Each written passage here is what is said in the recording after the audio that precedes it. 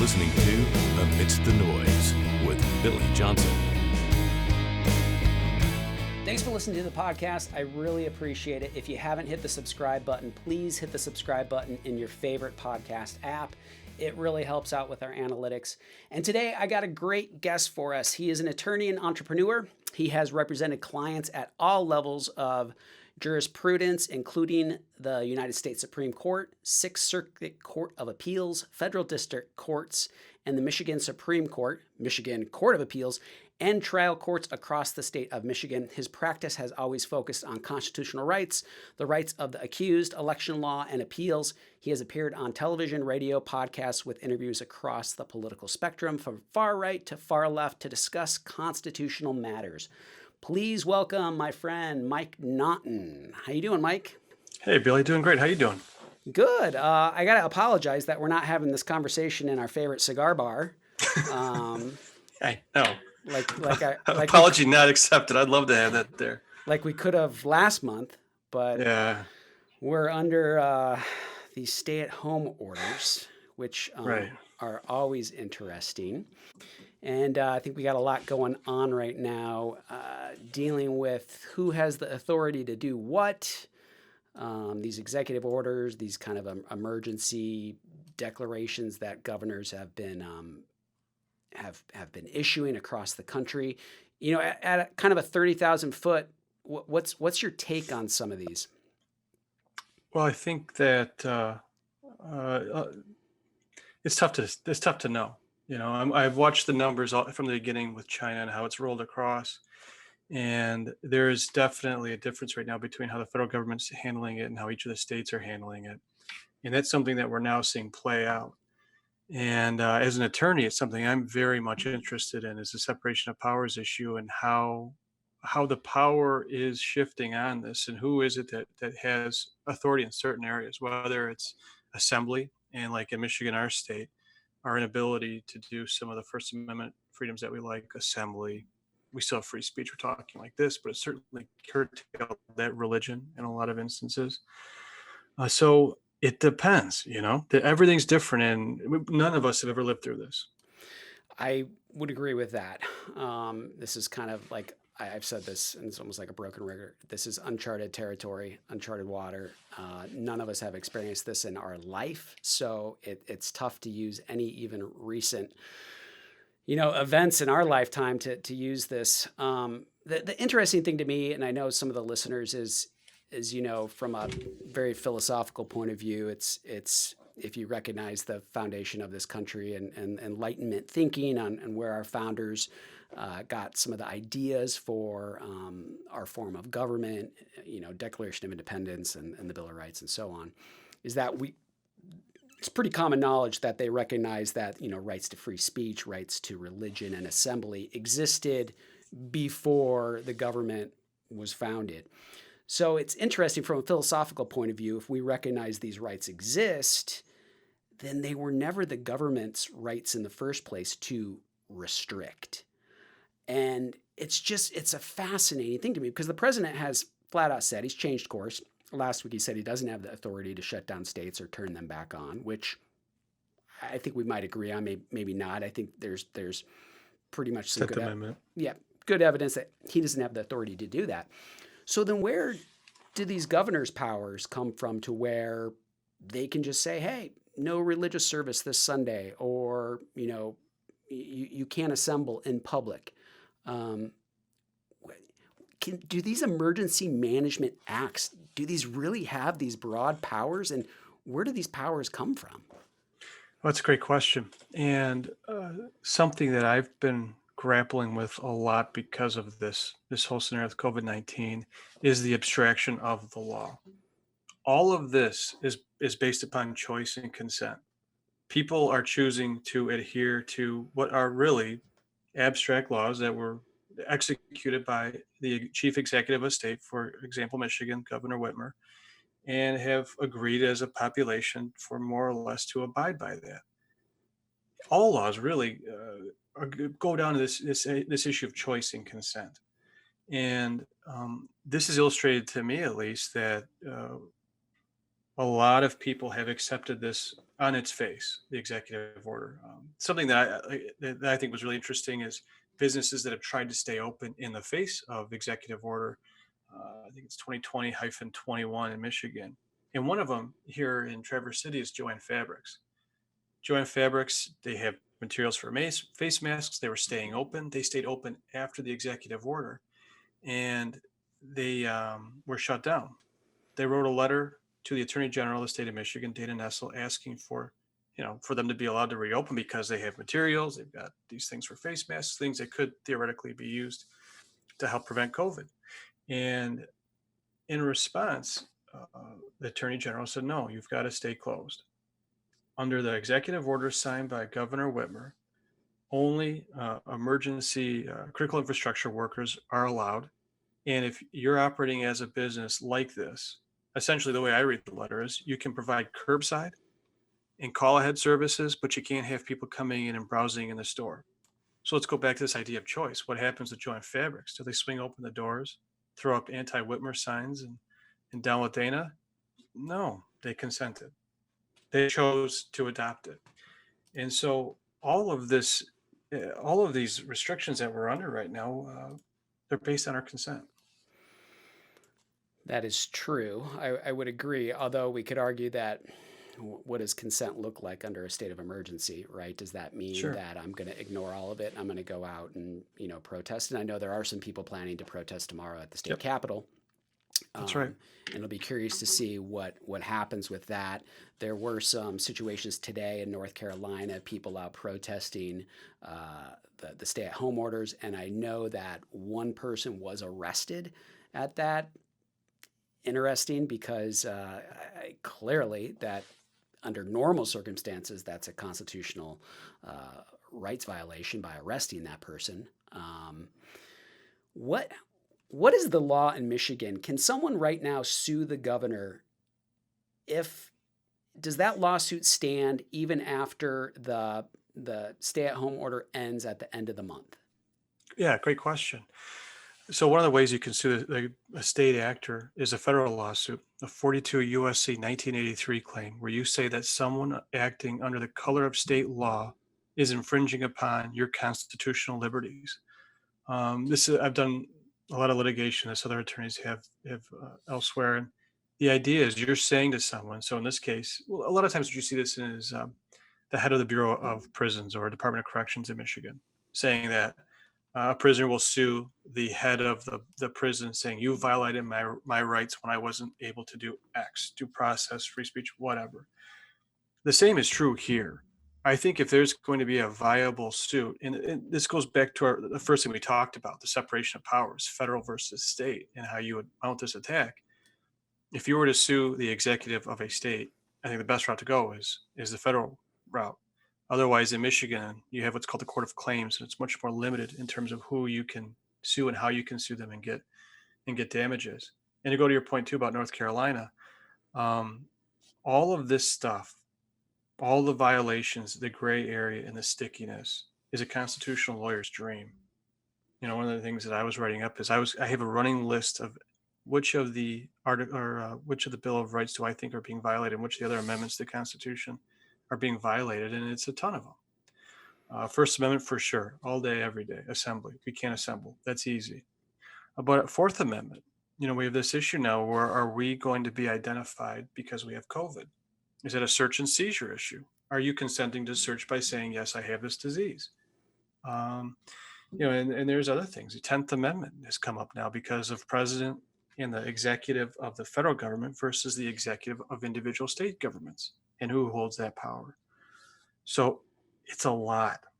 And there are a lot of issues. And this is where I think, attorneys can show their value to a free society by saying, wait a minute, that one went too far. I'm talking to clients now with businesses on it. And there's some areas where I think, hold on, we got to push back a little bit. I couldn't agree more. And I think that's what makes our government unique in a certain degree, because there's a lot of people who can't push back against their government without fear of being imprisoned. And while right now we could argue that I can't assemble, but if we don't push back, then a lot of times politicians are just going to keep encroaching, and they're going to keep encroaching. And I feel it's the citizens' job really to push back. We got to push back on these. You got to let your politicians, your political leaders know that I'm not going to take any more of this. And despite what some people think right now on social media, they don't feel that you can have the view of being concerned about the virus and at the same time also have the view of being concerned about civil liberties. And I don't think those things, they're not mutually exclusive, right? You can be Absolutely not. concerned about the virus and also be concerned about civil liberties. I don't know if you saw, I put a survey on here, and there was a survey conducted. Now, it was already a couple weeks ago, so I'd be curious to see where people feel today. But overwhelmingly, both Republican and Democrats, overwhelmingly a few weeks ago, would support the violation of First Amendment rights, of all sorts of rights in order to stop this virus. It's pretty astonishing. I'm going to post the article and the survey in the comments section so everybody could read it. But it's well more than 50% of the people. Sure. Which that almost probably concerns me more than maybe a governor overstepping their authority, is when you see the citizenry just say, yeah, we should do that. Or, I'm going to narc on my neighbors. I'm going to call the police on them because they're running their auto mechanic business out of their backyard and they're supposed to be closed right now. You're seeing this happen. A few of my friends in law enforcement say they're getting tons of calls from people wanting to turn in local businesses and their neighbors.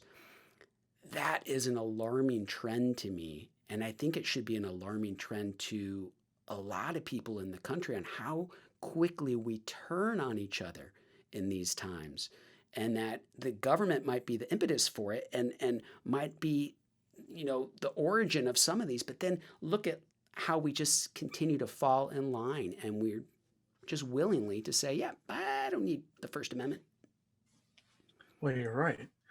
And the thing I think that people quickly take for granted is our Constitution starts with "we the people." All power, not some of the power, not the power that we want. All power is derived from the individual, all of it.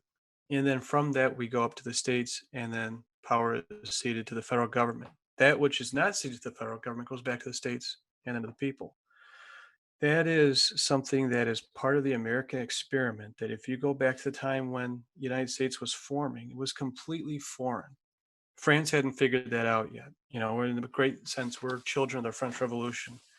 And certainly Russia was still in the throes of the Tsarism that it had. Germany was at that point, I'm sure they're part of Austria-Hungary. Anyways, they didn't have that. All power was designated to the monarch, all of it. And then on their grace gave it to the people. In the United States, for the first time in world history, it was reverted and the power went to the people. Even Rome. Rome was a republic, but the power wasn't from the people. The United States, that's part of the American experiment. That experiment is being tested. Every day that experiment is tested, though. When someone is walking down the street and they look like they may be up to no good and they're stopped and arrested on false pretenses, we the people is being tested.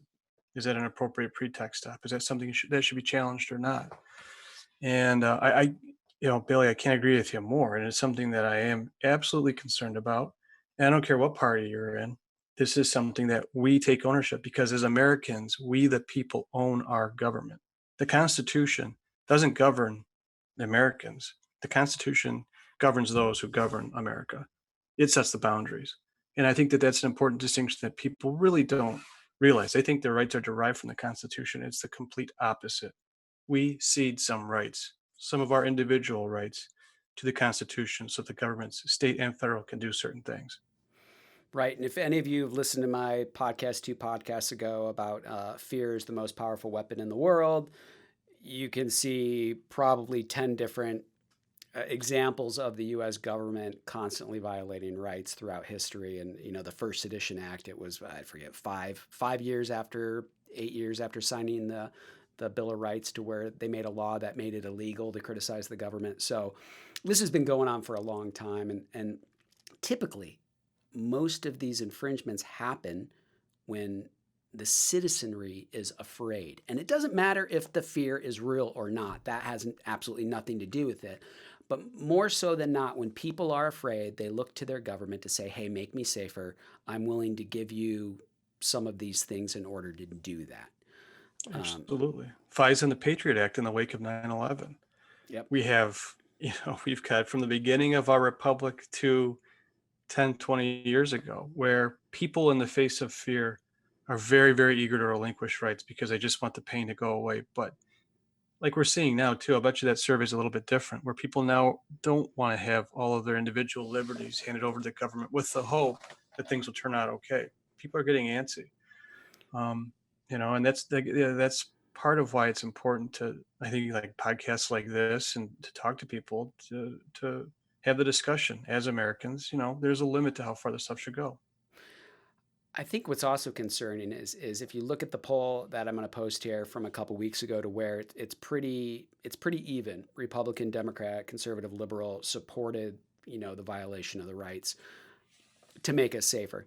Now I'm starting to see some things fall on party lines, which is really concerning to me, to where you're starting to see a little conservative break from this, say, no, this has gone a little bit too far. And for me, someone who is so focused on rights and political parties has less to do with my approach, because I think they all violate rights, whether R or D, blue or red. Mm-hmm. But when I start to see rights issues get divided on party lines, I'm really concerned, because then it just becomes another left-right issue in this country, and you're going to have half the people that are going to believe you and half the people that aren't going to believe you. And when it deals with rights, I hate to see that stuff get divided on party lines, and we're seeing it right now. Yeah, and I think that a lot of that goes with our media bias too, and what it is that people consume, how they consume it, and like in my profession, is a silly example, but I automatically have confirmation bias when I have a client walk in the door with a check and say they want to hire me. Whatever they're accused of, I don't believe it because I have that immediate confirmation bias. I have a job to do. I'm going to do everything I can to get us where we need to go on your case. The same's true for a prosecuting attorney in a criminal case. When someone says that they're a victim of something and they come into their office and say, oh, it was terrible, he was yelling and da, they have confirmation bias. There isn't a point where we collectively as a system sit down with people and say, okay, maybe it's a little more like this. What we do have are two wildly separate confirmation biases taking place, and they meet in the middle, whether it's at trial and you put it up to 12 people and see what happens, which that's another violation that's going on. Trials aren't happening in the United States right now. Or whether it's with a plea agreement, and the parties come together on something. But that's the basis of this. That's what it's predicated on, is confirmation bias. And so when I see these things, and I'm seeing them too, it's, I go back to that. It's disappointing. There's some things that are innately American. Yeah, no, I agree. Confirmation bias is it's an interesting word to bring up, or phrase, because it's so true. We all tend to get into our silos, especially dealing with news. And I've talked about this before. I tend to try to read more news that I disagree with, because one, it challenges my position. And I think if you're going to take a position on something, it's good to challenge that. It makes you better in your argument. But also, when we get in these silos, right, you're the Fox News person or you're the MSNBC person, and you have your confirmation bias, you automatically believe 100% everything that is delivered to you. And from those media silos, you tend to only read the headline, right? Because the headline's all you need to know, right? Orange man bad, or Obama bad, or whatever you're hearing over here. And you hear that, and everything else goes out, right? So they don't have to really inform you of anything in these articles. They just give you the headline. And it just turns you, and it's almost like creates a foot soldier out of you, and then you just go and march, and you go around social media and you spread those headlines. Well, that's the thing, right? Because we're saturated in that because of the algorithms that control what it is that we see. When you have your Google username attached to your Chrome web browser and you go to Google News, that algorithm's going to determine, based on clicks that you've done, what it is that it thinks you want to see, because it wants to keep you a happy customer. And the same is true for Facebook. So I got off Facebook a while ago because it is that cacophony, Mm-hmm. like that person, you're right. You tag that person as, oh, they're extreme this, they're extreme that, and it's all noise. And the algorithms create these echo chambers too. And so it's so important to be selective about the media that we choose, and frankly pay for it. Local news really matters. Getting, for me, a subscription to the Record Eagle, it's worth it. Washington Post, worth it. Journal, worth it. Well, you almost get more news now from even your local news channel on cable than you do from some of the nationals. The only concern with that, I will say, is you're seeing a lot of local news outlets be bought up nationally. And so you have some companies that own 700 stations across the country, so they centralize their news reporting. This is how people have probably seen this, right? A reporter on 50 different stations saying the same thing. It's not a conspiracy theory. It's because those scripts are delivered from headquarters. And it's just, they're saving money. They're doing it to save money. Sinclair is one of the big ones, is Sinclair, and they own, I think they own a couple of our local ones here in northern Michigan. No surprise. So that's the only concern sometimes with that, is you got to, to really be a well-informed, person in this country, you really have to do your due diligence. You really have to say, where's this media coming from? Where's the motivation behind this? What are their biases? Because everybody has a bias, let's be honest. Absolutely. So anyway, it's an interesting thing. Confirmation bias, I think it's something that more people need to pay attention to, because we all have it, right? But it's an important, in the sense of this, emergency, though, it's important, because how people are adhering to this with their confirmation biases is really illuminating, and what they share on Facebook, and even the memes and things like that. It's so integrated now into our democracy and our way of thinking, that I think that it's not a topic to be ignored. And so, I mean, I agree with you. It's tough to keep your eye on it, and it's tough to realize too, like, step away and realize that you're just as saturated as everybody else. I mean, I know I am. Well, and to some people, us just even having this conversation means we want old people to die, which is another. It's you see it. I'm going to post this on Facebook, and someone's going to be like, "Oh, so you don't care about the old people that get COVID?" I'm like, oh, okay. Right. Okay, I didn't say anything about that. Just relax. Sure. Relax. Sure. So, hey, we're going to use Michigan a little bit here as an example, just because we both live in Michigan, and obviously a lot of these emergency management protocols you see happening across the country. Every state's probably going to differ a little bit here, but for those of you that don't know what's happened in Michigan, our governor has kind of been given by some in the national media as probably one of the strictest stay-at-home policies in the nation. What's interesting is she started this out a few weeks ago, and she had a set of EOs on, non-essential businesses had to close.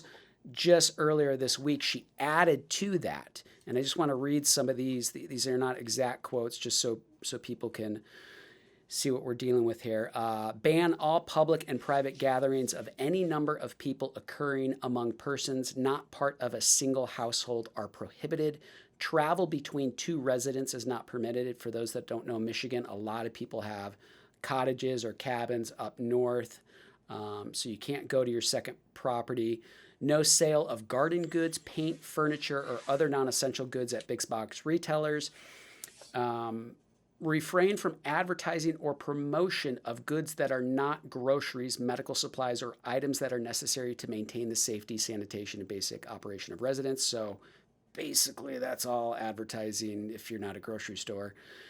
And this one, which is the new one, which caused some speculation, no motor boats. So you can't use a boat that has a motor on it. I live on a lake, and so I can't go down to my boat here and take my boat around the lake without committing a misdemeanor, if I'm reading that right, because all of these, it's a misdemeanor. We're not talking felonies here, but that's right. And I think the amount's been raised to 1,000 from 500. That's a hefty fine. That's a lot of money. Where do you think the motivation came for some of these? Because it seems so arbitrary to me. I feel like most people in Michigan were kind of, they were kind of abiding by this. I didn't see like too many problems. And then all of a sudden she's like, hey, we're going to add all these things. Yeah, and from my perspective on it, before COVID really started to get going in Michigan, I was at a function here in town that the governor was at, and I met her along with some other people, and she was very early on the no handshakes elbow thing. Oh, Like, really? and I was totally stupid, like, haha, whatever, but before all this stuff, she was early in on it, and I give her a lot of credit for that. This was not on anyone's radar up here at the events that I was at. I know social distancing was not something we're thinking about. And this was, gosh, early March, late February, I think, maybe a little earlier. So she kind of saw it coming. The problem that I think that we have a unique problem in Michigan, and I shouldn't say that because I haven't really researched others, but Detroit's getting hit really hard with this. Mm-hmm. And that's a Michigan issue, and it sort of highlights some problems that we have in our state and how what roles government does and doesn't play. And so I think some of the measures the governor has taken have been pretty extraordinary. But I think at the same token too, um, I think that people saw. I've been reading the Detroit News and Free Press daily that there's some real problems with how to try to handle this in the Metro Detroit area. Northern Michigan's entirely different. A lot of people up here, in fact, there's a Republican representative out of Leelanau County who went to the governor with a letter saying, tell people to stay off 75. We don't want them heading north. We have what we have up here. We're trying to contain it. And so there's some pushback here from the right as well to try and contain the virus and the spread of it. So I don't envy the position Governor Whitmer is in, let alone any other governor of any state. These are really tough decisions. And the governor is an attorney by trade. She spent some time as a prosecutor, practiced down in the Lansing area. So she's not someone who doesn't know the law and the Constitution and how it applies. And frankly, my discussions with her have been really impressed with how she's handled it before all this. And then to see it afterwards, like, holy cow, I did not see this thing coming. But, she's done these executive orders, and the bite's pretty deep on them. I definitely agree with that. So you brought up a couple things that I think are interesting. Detroit we could do a whole podcast on Detroit and Sure. some of the poverty issues and racial issues dealing with COVID. Because I think, I don't know if I have unique ideas about it, but I've spent a lot of time thinking about it. But you brought up two things that are interesting to me. Is this one size fits all approach where I feel like every governor, not even governor, every political leader in the world has just followed suit, right? Sure. Everyone's just like, well, that country did it. And it's a damned if you do, damned if you don't type of mentality. I feel they all just followed everybody else because if you're the odd man out and you do something different and it doesn't work in your state or your country, everyone's going to be like, look, you did something different. But if you do it as everybody else and then we all get hit by this, you can just say, well, this is what France did. This is what the UK did. This is what New Mexico did. This is what everybody, this was just common knowledge. This is what everybody did. But you bring up the point that why are we doing this one size fits all? Detroit is very different than Traverse City, Michigan or Northern Michigan. I tend to think there's no problem with our landscaping companies should be allowed to be open in Northern Michigan. I mean, sure. I just think there's a lot of things in this that could be open in different parts of different states, but everybody just followed this one size fits all approach. Well, that's the 14th Amendment, due process. And so if you create a law that is for one specific group of people and at their exclusion, you're going to have a 14th Amendment issue problem here.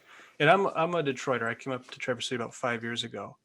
I can tell you the dock slips at Elizabeth Park in Trenton, St. Clair Shores, all the way up and down the Detroit River coastline are entirely different than Long Lake, West Bay, and East Bay. It's a ton of people. And if you get a little bit of sun, people are going out for walleye. I used to do it. There's some great spots down in the Trenton Channel that catch walleye in Lake Erie. That's different down there than it is up here. You're not going to see that in Escanaba. People are probably still trying to pull off their ice shanties, let alone get their boats going. So you're right.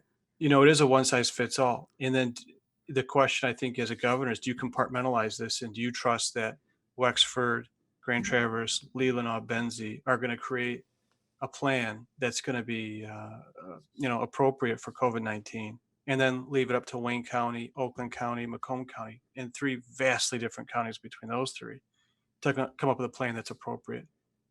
I don't think that there's enough time on this to deliberate whether or not you should compartmentalize it by county. So it goes back to tough decision. One of the things I've been watching is the governor of Ohio. He's been in front of Governor Whitmer on a few of these closures early on, and he went really deep, and he's a Republican. There are a lot of instances where Michigan's followed suit. And so, it's that thing, right? You're in the control room, the place is on fire, and you got to start turning off valves and hoping that you can contain the fire. That's where we're at. But I also think we're starting to get on the top of this and coming out the other side, which is good. I think it is good, but I think one thing this has highlighted is having access to good data. And I don't feel like from the get-go anybody has had access to good data for multitude of reasons. One, I think it's pretty clear that we weren't prepared, and Sure. nobody was prepared. When it's been 100 years since your last pandemic, you tend to forget about things like that. But I also feel the swing happening right now where people feel like they were misled. I don't believe that to be true. I think it's just like the fog of war. I think it's like the fog of a pandemic. Every researcher out there was trying to get their models in front of politicians. Here's the newest model. Here's where I think the curve is going to happen. And I think what we're going to find out in the end is a lot of them were wrong. Oh, sure. And a lot of them probably went too aggressive. But again, it's the damned if you do, damned if you don't approach, right? Hey, I don't think this is going to be as bad. We're not going to shut down some of this stuff. And then it turns out to be bad. And then you're the governor that didn't do anything. And you're kind of screwed. Well, look at where we've come in the last 100 years in terms of the number. That flu, that knocked out 50 to 100 million people right on the heels of World War I. A world that was totally decimated and was ill prepared, couldn't handle it, and it just tore through. Here we are 100 years later with a super infectious bug that's global, and the infection rate's really high. Way higher than we know. We don't even. Oh, yeah. By a magnitude. I think so many more people have Absolutely. this. Yeah. Totally. But each of the countries have clamped down, and I think the ability to at least minimize the impact, and really the flattening the curve isn't so much to make sure that no one gets the disease or very few number of people get the disease. The idea of flattening the curve is protecting the hospitals. In Traverse City, we have a very specific hospital here in Munson. And if this thing gets to Detroit proportions, it's going to totally wipe out Munson. No question. Absolutely. Yeah. And Munson has that whole corridor in the upper part of the northern lower peninsula and some of the eastern upper peninsula where we're doing this to protect the hospital. And it's still going to have a huge impact financially. All the elective surgeries, I'm close to the situation with the hospital, and all of the elective treatments are gone. And as thin as margins are right now with hospitals, especially after the Affordable Care Act, they're non-existent now. If you can't do the elective surgeries, you can't stay open. You can't make money. People don't realize hospitals do not make money in ER rooms. They make money on elective surgeries. And something where people hear about nurses being furloughed right now, the people who are being furloughed are people who typically work on elective surgeries, right? That's right. Surgery centers, like we have a major surgery center in our town. They're not operating, right? They're not doing surgery. So of course, everybody who works there is out of work. Yeah. People don't understand that the hospitals are going to be hurt financially big time. Especially the rural ones. Yep. That are not getting any of the income from these surgeries. I agree. And then it's a cascading effect. And this is one of the things about shutting everything down. I feel like when we look at some of the countries that have done very well, South Korea, Singapore, Taiwan, Hong Kong, we can debate whether or not it's a country or not. It's actually not, but whether or not they have any type of, independence is debatable. Sure. But most of those countries implemented masks. Everybody's got to wear a mask, masks. And I just feel like where we felt like we had to shut everything down maybe wasn't the best approach. But you brought up something I hadn't thought about. Do you really think that the reason they didn't offer different stages inside some of these states was because of 14th Amendment? Are they paying that close attention? Do you really think that that's on a governor's radar saying, hey, I can't quarantine 2 counties? Oh yeah, I think so. You think so? Especially, well, yeah. I mean, in my, as a lawyer and appellate lawyer, you kind of get an inside glimpse of how the government thinks, and I got a lot of respect for the Attorney General in the state of Michigan, Dana Nessel, and she's a constitutional lawyer. She is. She thinks about the constitutional issues on it. You know, I've challenged her on some. I did as recently as January. I had a case regarding an election law issue that I took up to the Michigan Supreme Court and ended up winning on. But there was another case, it was a criminal case, that she just straight up agreed with me. And for the first time in the state of Michigan, a sitting attorney general disagreed with her office and argued at counsel table with the defendant and his counsel at the Michigan Supreme Court on a due process issue. And it was very much a 14th Amendment due process issue. This is something that people in government think about. And at least I can speak for the attorney general. And I'm not stumping for Dana on your podcast or anything like that, but I've worked with her. It won't get very far on my podcast. Yeah, I'm sure it won't. No. So, I mean, there's been speculation that she has tried to get some gun shops to close. I don't know what the status is on that right now in Michigan. I know there is one in the Upper Peninsula. I don't know if that actually happened. I know a local shop down the road from me is still open here, probably off her radar map. I just think some people count to 10 in very different ways. And unfortunately, there are very few, in my opinion, politicians who are truly for all civil rights all the time. Sure. I think people pick and choose. I try not to do that because I think they're all important. But I totally agree. I hear these sort of selective sanctuaries for certain amendments, and what are we? We don't care about the 13th. We don't care about the 19th. You can't pick and choose. Like you can't pick and choose with the Pledge of Allegiance. You're not, saying I'm allegiant to certain parts of America. You're allegiant to all of it, and all of the Constitution is important. There's not one that's more important. Well, there is one more important than the other. The first one is the most important part of the Constitution, in my opinion. Everything follows line after that, because that's the part that goes to speech, thought, and the ability to choose. So, reading the Michigan Emergency Management Act, where it gives the governor in every state, you guys listen in, women listen in, every state has some type of act like this. This is where the governor's authority comes from in times of crisis.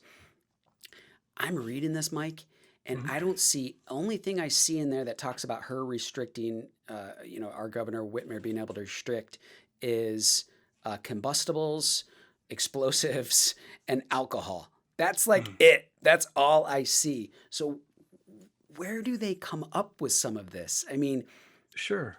Part of the legal, I think you can have some legal gymnastics with Article 1, Section 1 of the Michigan Constitution. That says all political power is inherent in the people. Government is instituted for their equal benefit, security, and protection. And the last two, I'm sure in the governor's administration, attorney general, that's how you say, listen, Article 1, Section 1 gives us limited power when it comes to security and protection. This is a security and protection issue for the people of the state of Michigan. This is not a federal, there is a federal component to this. Don't get me wrong. I'm not minimizing the federal Constitution.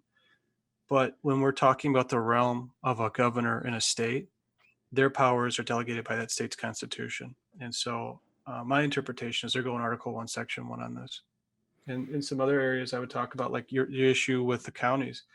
Article 1, Section 2, equal protection, discrimination. No person shall be denied the equal protection of the laws, nor shall any person be denied the enjoyment of his civil or political rights, or be discriminated against in the exercise thereof because of religion, race, color, or national origin. I think that's something when we talk about how do you apply a Detroit law in, Emmett County, you can't pick and choose. The Michigan Constitution, and this is our version of the 14th Amendment, it's Article 1, Section 2, says that you have to protect everyone equally. And so, and then let's go to Assembly, which is Article 1, Section 3. And that says the people have the right to peaceably assemble, to consult for the common good, to instruct their representatives, and to petition the government for redress of grievances. That right now is under fire. That's our Article 1, I'm sorry, First Amendment in the federal Constitution, but in Michigan, it's Article 1, Section 3.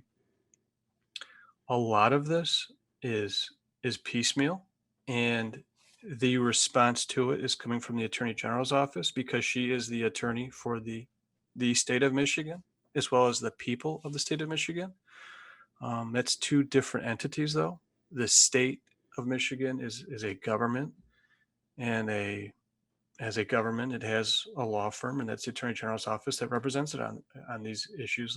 And alternatively, the people of the state of Michigan, the Attorney General can step in and represent them in criminal matters and things like that, like prosecutions and that sort of thing.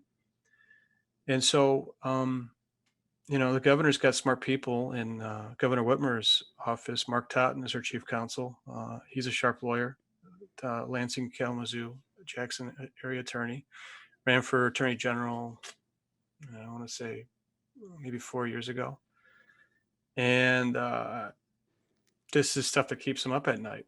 And I can tell you, having worked with some people in government, how do I get sued? How do I get obliterated in the news?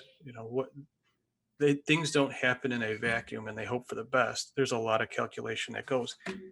Having said that, mistakes are definitely made, and this administration is no different. And I'm sure people within that administration, not on TV, will tell you, yeah, maybe we shouldn't have done this, or maybe we should have done a little bit more of that. And the same is true for federal administration too. There's probably areas where candidly they say, yeah, more of this, less of that.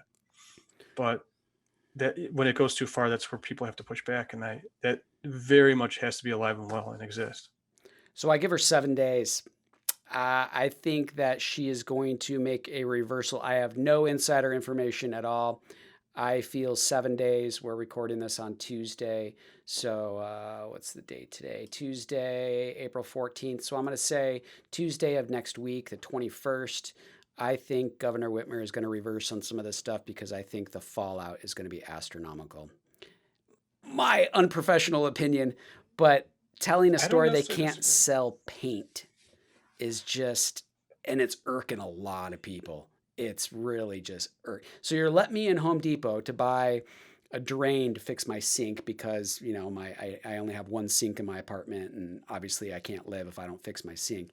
Why I'm in there, I'm already in the store. You're telling me I can't buy paint. It just seems it's bizarre to me.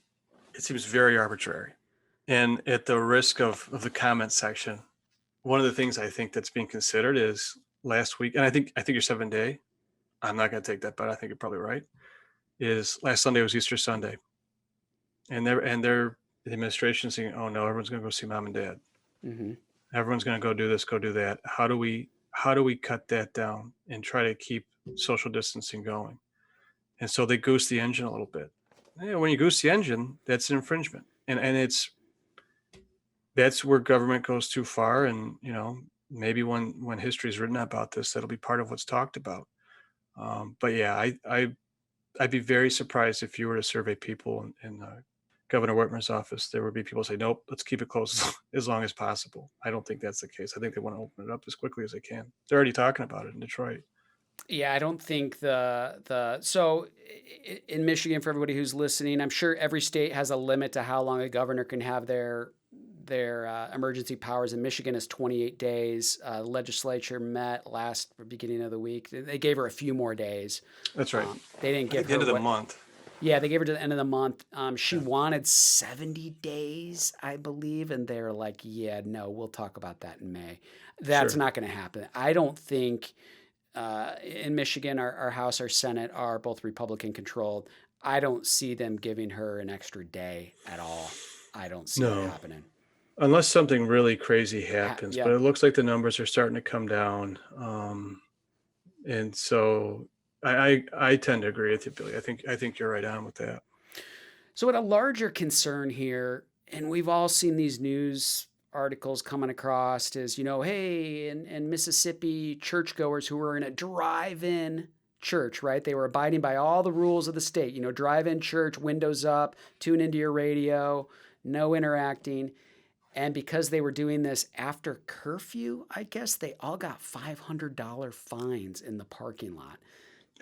Just one example. We've all seen the video Yeah. of the guy paddleboarding in Malibu who was chased by the lifeguard in the sheriff's boat back to the beach, was swiftly arrested by two Oh, officers, jeez. which weren't abiding by the social distancing, right? They cuffed the guy, but whatever. Sure. Another example I just came across, which is really concerning, and you know, Mike, you don't know this, but I got a lot of friends in law enforcement. Hmm. And if any of my cop friends ever posted this on social media, I would skewer them and then they would probably realize it was completely wrong. Santa Cruz Police Department is boasting at the fact that they give out 7 $1,000 tickets. I'm going to read this because I just feel the arrogance in this is a dangerous thing. One expensive hangout last night. 7 visitors from Fremont were hanging out at a 7-Eleven in Ocean Street. Not smart. Everyone should know by now this. Everyone should know this by now. It is not time to meet up and party. Officers cited 7 $1,000 tickets for shelter in place violations to help these guys remember their time in Santa Cruz. If you are not from Santa Cruz and you put our community at risk, you will get a ticket. Hmm. This type of sentiment really concerns me when Sure. I see people like excited about it. Like, who in the Santa Cruz Police Department, first of all, thought this was a good idea to like boast about this, right? And if that Mhm. were any of my cop buddies, I would have them on the phone saying, "What the hell are you doing? Yeah. This isn't why you became a cop. Don't even pretend like it is. I know it's not. You don't, like anybody getting off on this to me is like concerning because it shows a lack of discipline in their authority. Can be that might be up for debate because they think they have the EO authority under the governor to issue those fines, and clearly in some jurisdictions they do. But the sentiment that we're seeing is concerning because I think I don't know what animals is it. They say once a shark tastes human blood, it's done. It's going to keep like biting human. It's going to Hmm. keep attacking humans. I feel some like that is with people who have authority, right? They taste a little bit of authority, and then the next time they just want a little bit more, and they just want a little bit more. Hey, well, we shut this stuff down last year. Maybe Mhm. we'll shut this stuff down now, or let's start issuing some more tickets. Does that concern you as much as it concerns me? Hell yes, it does. And and here's what I want to sort of bounce back on you and ask you about is how do we use this to make ourselves a better society? How do we strengthen the American experiment so that when we get on the other side of COVID, we can say, okay, we've gone through 9/11, we've gone through the Great Recession, we've gone through COVID-19. How are we better for these experiences as a society? How are we freer? How are we healthier? How are we happier? In my opinion on it, the very, very best a government can do is be an allocation of resources to make people's lives collectively better. When it gets into pushing around people and this cop stuff, I hate that. What I do like is, and I do believe there's a place for it, is there's a place, and hopefully a minimal place. Hopefully people are happy and healthy enough that they don't need assistance from the government to intervene. But here, collectively as a nation, we're not. The government stepped in big. So how do we learn from it? How do we demonstrate to the government that whatever powers they have taken, we need back right away? How do we strengthen ourselves as a society so that we know we can trust each other without the government intervening like this? Well, So I think this is an evolutionary point. Let's be smart about it. But how do we do that?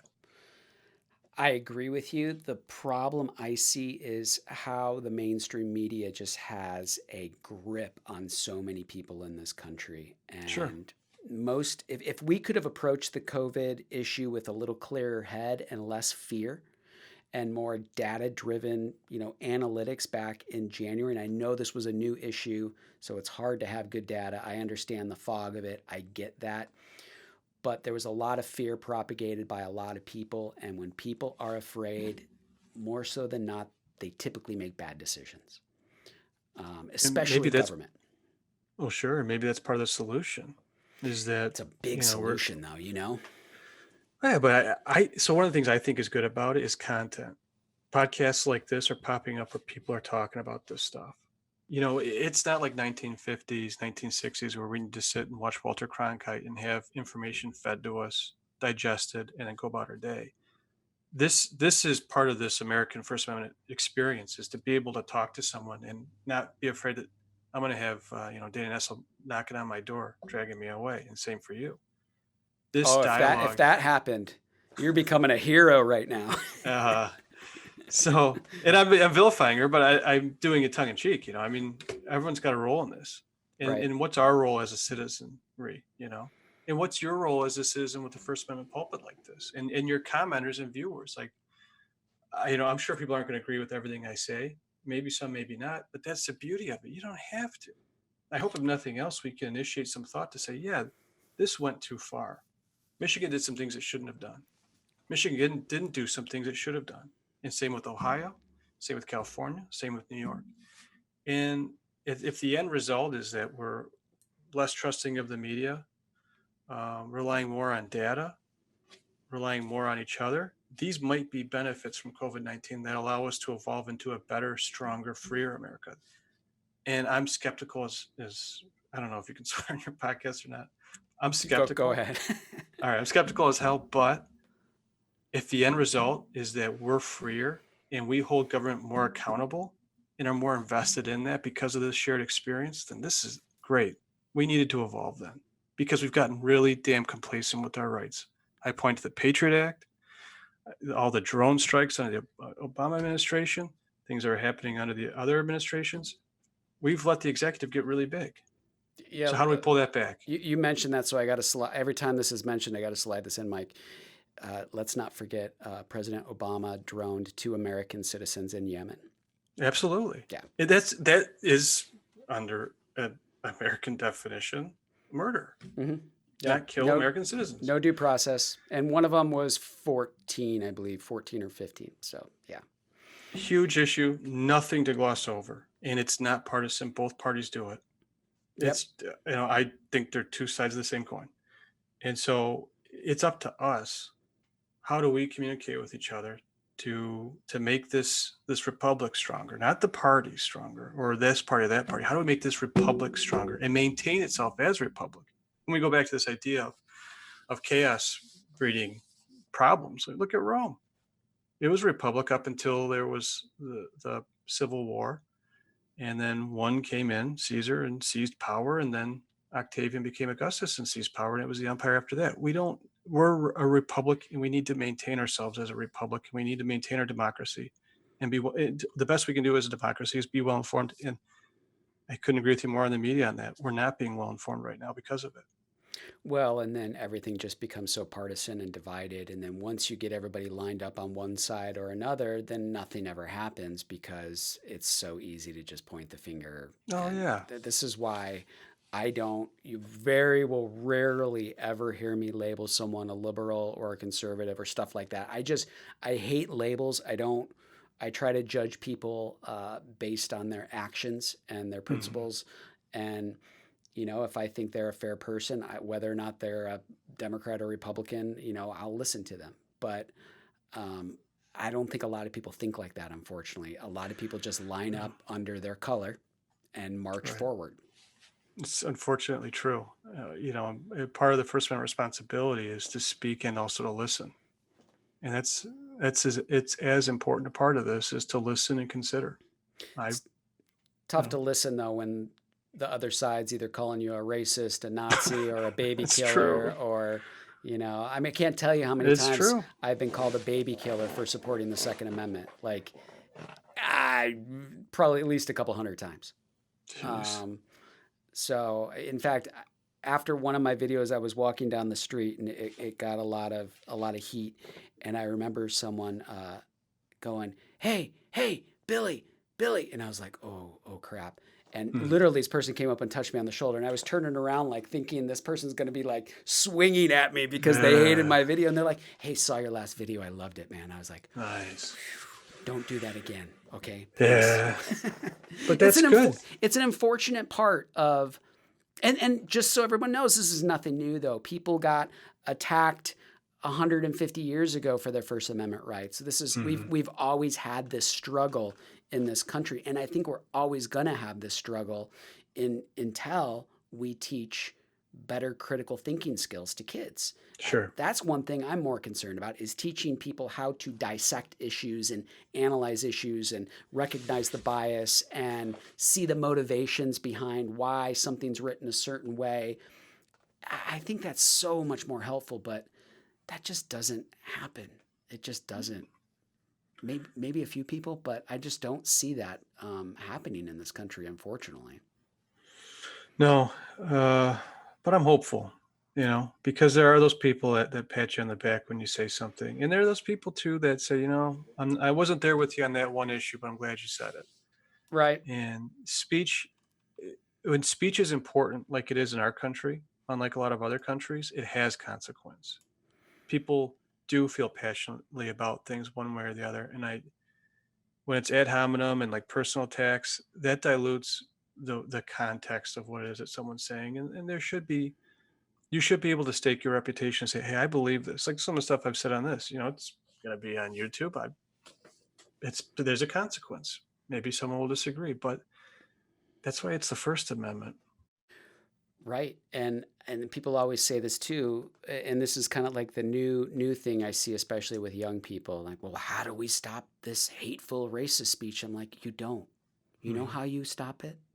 You fight it with more speech, right? That's how you stop it. You don't stop it. Absolutely right. And the fact that some people can't realize that they want to go down this avenue of trying to stop this stuff, right? We're going to stop that, or you don't like this community, you don't like that community. I'm like, no, that's going to exist. Just if you try to make a law that's going to say you can't have this hate speech, it doesn't mean the hate speech goes away. No, it intensifies it. Yeah, in fact, you push it into a closet, which is the wrong place for it. What you want to do is let's bring it out into the sunlight. That's one thing I love about this country, is typically most of the time when we've done something wrong, we typically drag it out into the sunlight and we try to disinfect it. Yeah. We interned 110,000 Japanese Americans. It was completely wrong. Unfortunately, it took us about 60 years to recognize it, which is complete BS. But we recognize it. And when we do something wrong, we need to drag it out into the public square and we need to say, look at this. It's ugly. It was wrong. And we should see what we could do about not doing it again. Absolutely. Yeah. Well, Mike, you got anything else to add? I really appreciate you coming on. No, it's been my pleasure. Thanks for having me. I've enjoyed this discussion immensely. Really appreciate it. Again, I want to thank my guest, Mike Naughton at North Coast Legal, for coming on the podcast. I really appreciate it. You can follow him on YouTube at North Coast Legal, PLC. And again, if you haven't subscribed to the podcast, please go to your favorite podcast app and do that. It really helps out with our analytics. And I want to thank Pete Kehoe at 231 Music for our intro song. Thanks again, and be safe.